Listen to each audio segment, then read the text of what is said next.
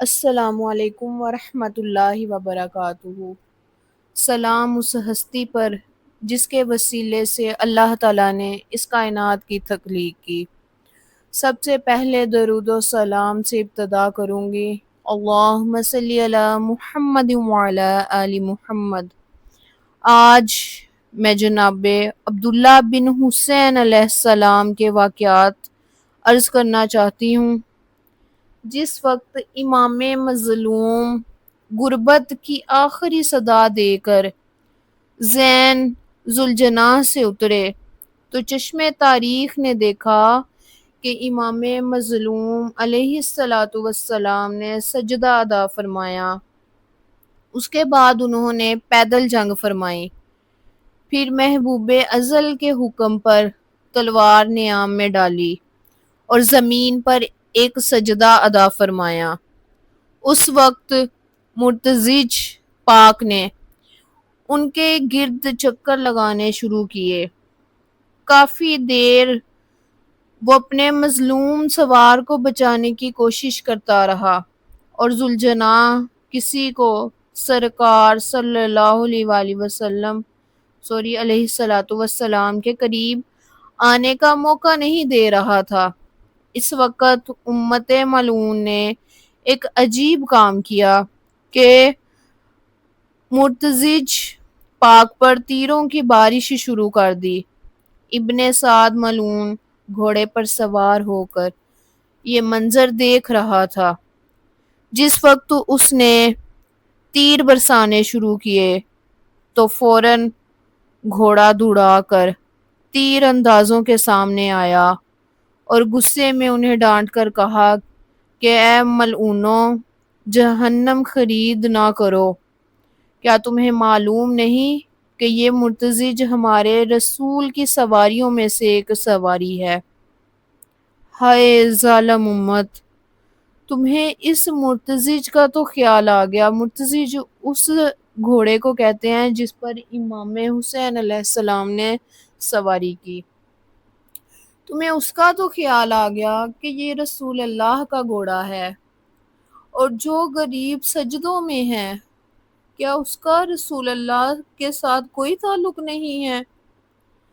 ظالمین نے توبہ توبہ کرتے تیروں کی بارش روک دی۔ اس وقت پاک مرتضج امام مظلوم امام حسین علیہ السلام کے قریب پہلو کے بل لیٹ گیا اور عرض کیا کہ آقا، اگر سوار ہو سکتے ہیں تو جلدی سے سوار ہوں، میں آپ کو خیام میں لے جانا چاہتا ہوں، کیونکہ دشمن آمادہ ظلم ہے اور ان کے ارادے انتہائی خطرناک ہیں۔ امام مظلوم علیہ السلام نے سجدہ سے سر اٹھایا اور فرمایا کہ اب ہمارا وصال اللہ قریب ہے، تم ہمارے تبرکات خیام میں لے جاؤ اور تمام پاک پردہ داروں کو مظلوم کی طرف سے سلام کہنا۔ ہماری یہ دستار، ذوالفقار، ذرہ، ذوالفصول اور کچھ دوسرے تبرکات ہیں، انہیں بحفاظت ہماری پاک ہمشیرہ تک پہنچا دینا، اور خیال رکھنا کہ ہماری مظلومی کی یہ کیفیت بیان نہ کرنا، کیونکہ مستورات کے دل نازک ہوتے ہیں، شاید وہ برداشت نہ کر سکیں۔ جس وقت پاک مرتضج مایوس ہوا تو اس نے فوراً خیام کا رخ کیا۔ اس وقت ملکہ عالمین بی بی صلوات اللہ علیہ چند مستورات کے ہمراہ ذوالجناح کو اپنے ساتھ لیے مقتل گاہ میں عالیہ بی بی کے کنات کے پردے میں تشریف لے آئیں، یعنی سرکار علیہ السلام کے زین چھوڑنے کے تھوڑی دیر بعد مخدورات عصمت اس مقام پر پہنچ گئی تھیں۔ جب پاک پردہ دار بیویاں اس مقام پر تشریف لائیں تو یہاں کئی معصوم بچے امام مظلوم کی طرف روانہ ہوئے۔ سامنے ہی امام مظلوم علیہ السلام سجدہ کی حالت میں اللہ عز و جل کی وحدانیت کرتے ہوئے موجود تھے۔ کوئی معصوم بچہ اس نیت سے روانہ ہوا کہ ہم جا کر اپنے آقا کو خیام میں واپس لے آئیں، اور کچھ نصرت کی نیت سے روانہ ہوئے کہ ہم ان کو بچا تو نہیں سکتے مگر اپنی جان کا نذرانہ تو پیش کر سکتے ہیں، کیونکہ 35 کرم 70 قدم یا 180 فٹ کا فاصلہ کوئی زیادہ تو نہیں تھا۔ یہ بھی تھا کہ امام مظلوم علیہ السلام نے جس مقام کو زینت بخشی تھی وہ ایک نیچی جگہ تھی، اور جہاں پاک پردہ دار موجود تھے وہ ایک بلند مقام تھا۔ اگرچہ فوجیں درمیان میں حائل تھیں مگر پھر بھی امام مظلوم نظر آ رہے تھے، اس لیے انہیں واپس لے آنا مشکل نظر نہیں آتا تھا، اور یہ بھی ممکن ہے کہ پاک پردہ دار توحید و رسالت نے خود اپنے معصوم بچوں کو بھیجا کہ ہم تو ہجوم ظالمین میں نہیں جا سکتی، تم جا کر امام مظلوم کو واپس بلا لاؤ۔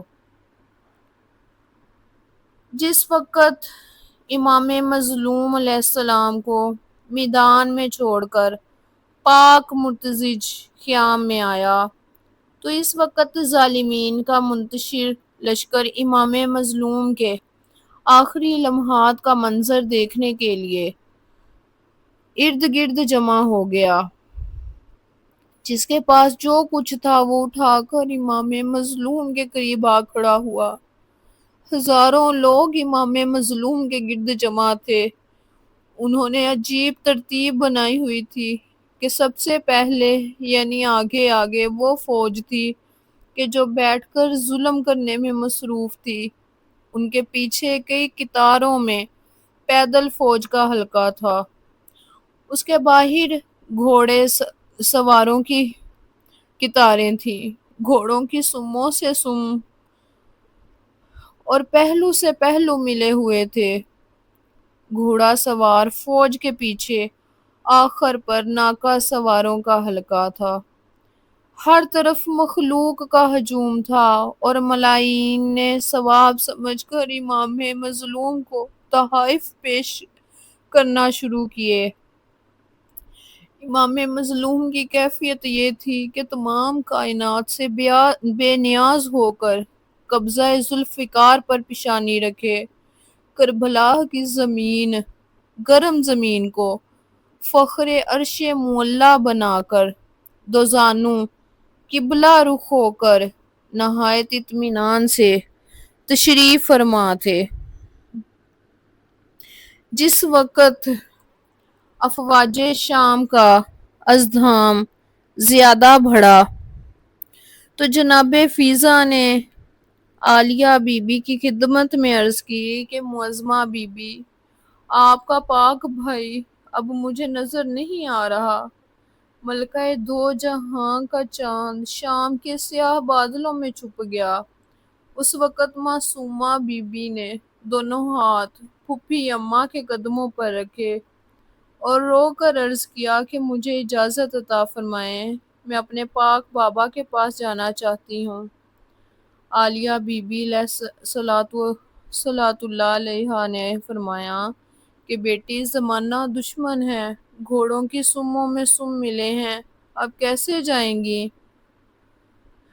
علامہ مکانی نے اپنی کتاب صحیفۃ الابرار میں پاک معصومہ صلاۃ اللہ علیہا کے میدان میں آنے اور پاک بابا سے راز و نیاز کی باتیں کرنے پر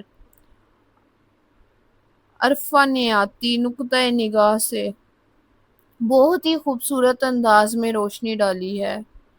معصومہ بی بی نے عرض کیا کہ پھوپھی اماں، میں گھوڑوں کے سموں کے درمیان سے بیٹھ کر گزر جاؤں گی، میں ان حیوانوں سے کہوں گی کہ میں مولا حسین علیہ السلام کی دختر ہوں، پاک بابا سے ملنے جا رہی ہوں، خدا کے لیے مجھے راستہ دے دو، اور مجھے یقین ہے کہ وہ مجھے راستہ ضرور دیں گے، کیونکہ وہ جاندار تو ہمیں پہچانتے ہیں۔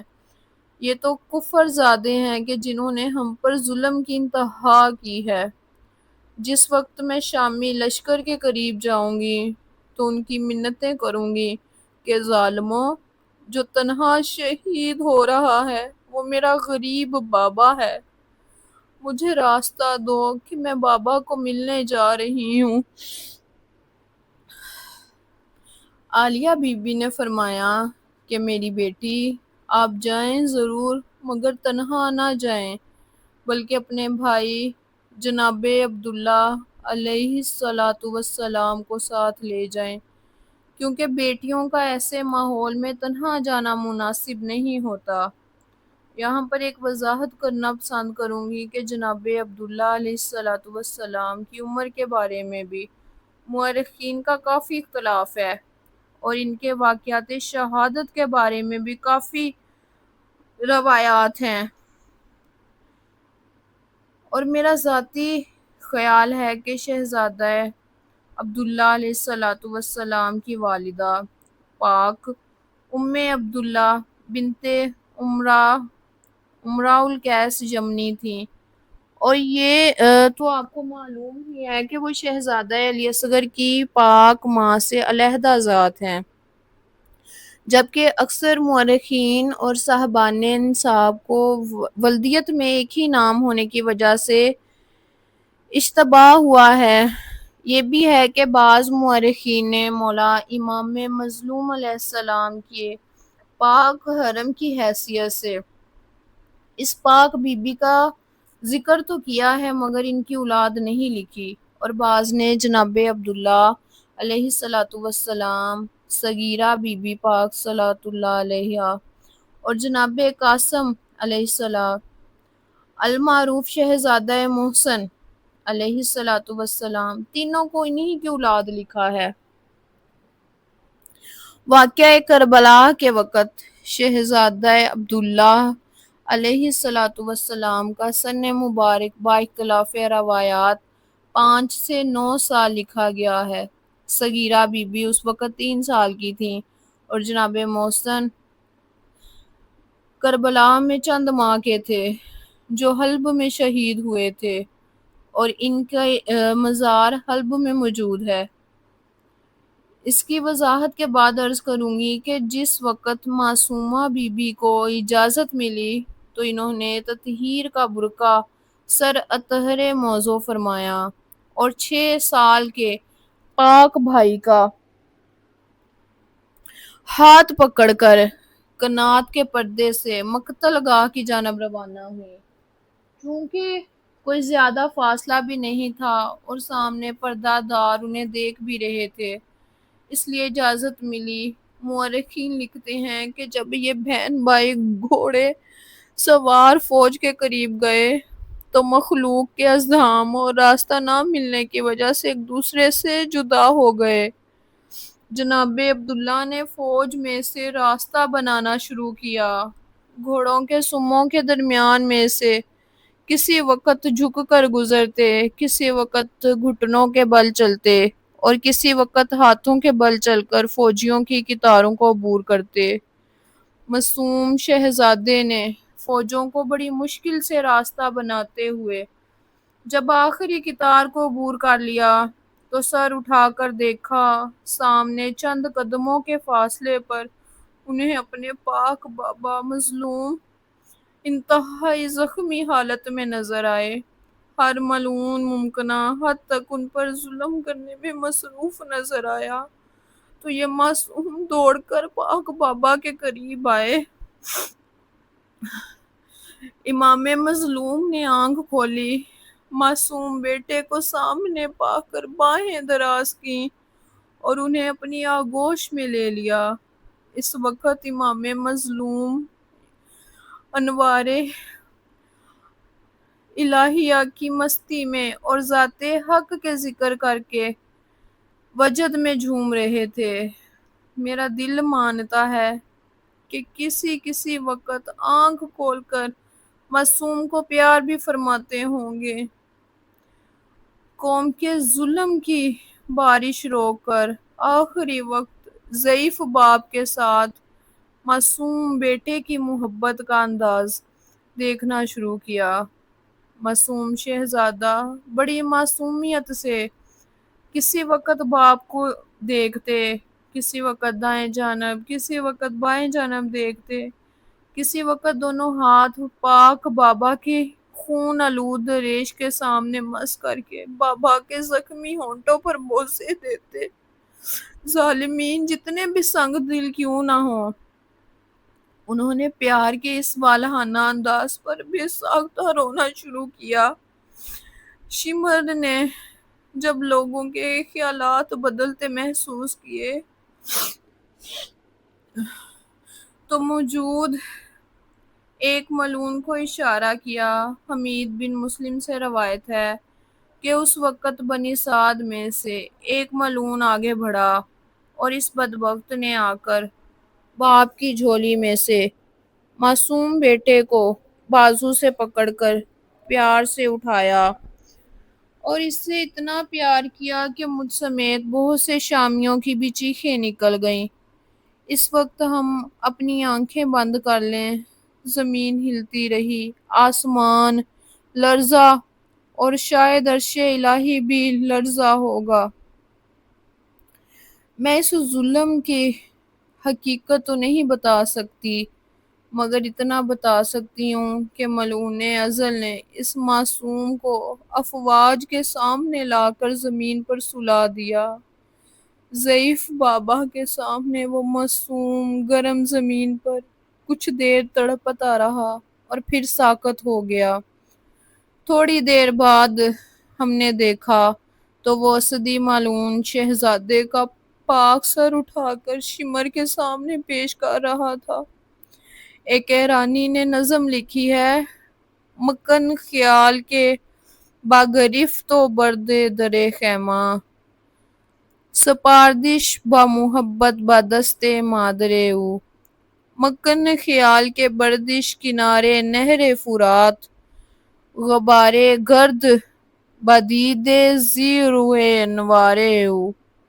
بسوز شیعہ زیں غم کے پیش چشم پدر، کشیدہ خنجر و کرد ازان بدن جدائے سر او۔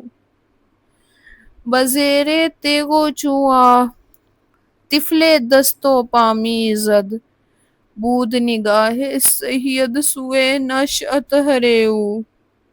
وہ کہتا ہے کہ آپ یہ خیال نہ کریں کہ وہ ملعون ازل پاک شہزادے کو اٹھا کر خیام میں لایا ہوگا یا انہیں پاک والدہ تک پہنچایا ہوگا۔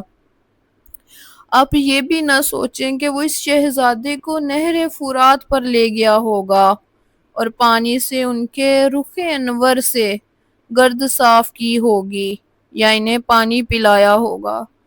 ہمیں یہی بات رلاتی ہے کہ ضعیف بابا کے دیکھتے ہوئے اس ملعون نے انتہائی بے رحمی سے ان کا سر اطہر بدن سے جدا کیا، اور جب وہ پاک معصوم شہزادہ تیغ ظلم کے نیچے تڑپ رہا تھا تو قریب ہی ان کے پاک بابا خاموشی اور صبر سے ان کی لاش دیکھ رہے تھے۔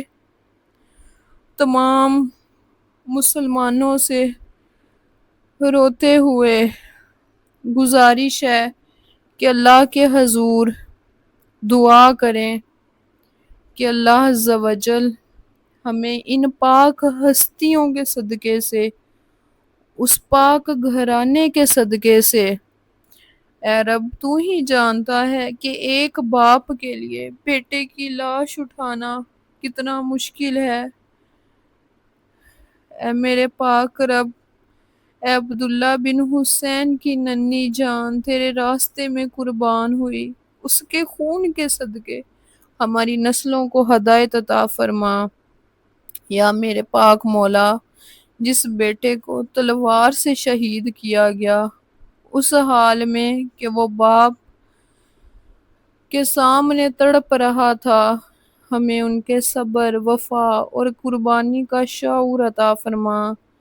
اللہ ہمیں کبھی یزیدی لشکر کا حصہ نہ بنانا، ہمیں حسینی قافلے میں رکھ، اور جب ہمارا وقت نزاع آئے تو ہمیں ان پاک ہستیوں کا ان پاک ہستیوں کے نانا جان کا، ہمارے نبی کریم صلی اللہ تعالیٰ علیہ وآلہ وسلم کا ساتھ نصیب ہو، ان کا کلمہ پڑھتے ہوئے اس دنیا سے جائیں، اور میرے پاک مولا اور میرے اللہ عز و جل، میرے پاک پروردگار دو عالم ہمیں امام حسین جیسے دلیر، صابر، شجاع بیٹے عطا فرما، جو حق کے راستے پر اپنی جانیں تک قربان کرنے سے دریغ نہ کریں۔ آمین ثم آمین۔